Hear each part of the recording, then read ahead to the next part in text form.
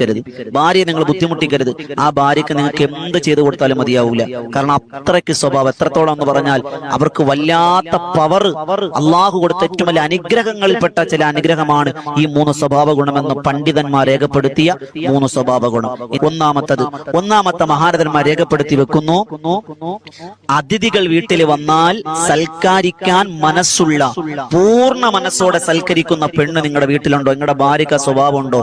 അവള് മുത്തഖിയാണ്, മുഖ്ലിസാണ്, ഈമാനുള്ളവളാണെന്ന് അള്ളാഹുവിന്റെ പ്രവാചകന്റെ ഹദീസിലൂടെ മഹാരഥന്മാർ രേഖപ്പെടുത്തി വെക്കാണ്.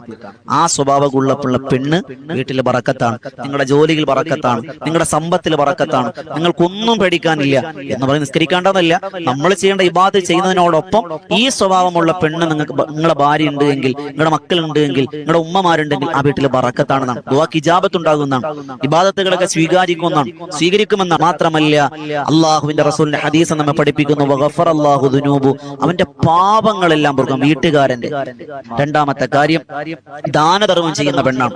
ഭർത്താവ് ഗൾഫിലാണ്, പൈസ അയച്ചു കൊടുക്കുമ്പോ യത്തീംഖാനയിൽ നിന്നാകട്ടെ, അറബി കോളേജുകളിൽ നിന്നാകട്ടെ, മഹലിൽ നിന്നാകട്ടെ ആരെങ്കിലും ഒക്കെ വരുമ്പോ മനസ്സറിഞ്ഞു കൊടുക്കുക. മൂന്നാമത്തത് മഹാരഥന്മാർ രേഖപ്പെടുത്തുന്നു, വീടും പരിസരവും അടുക്കളയും വൃത്തിയായി സൂക്ഷിക്കുന്ന പെണ്ണ്, ആ പെണ്ണ് ഉള്ള വീട്ട് ബറക്കത്താണ്.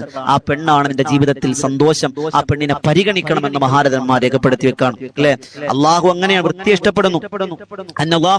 ഈമാൻ, ശുദ്ധി ഈമാനിന്റെ ഭാഗമാണ്, വൃത്തി ഈമാനിന്റെ ഭാഗമാണ്. അപ്പൊ ആ ചെയ്യുന്ന പെണ്ണ് ഈമാനുള്ള പെണ്ണായിരിക്കുമല്ലോ.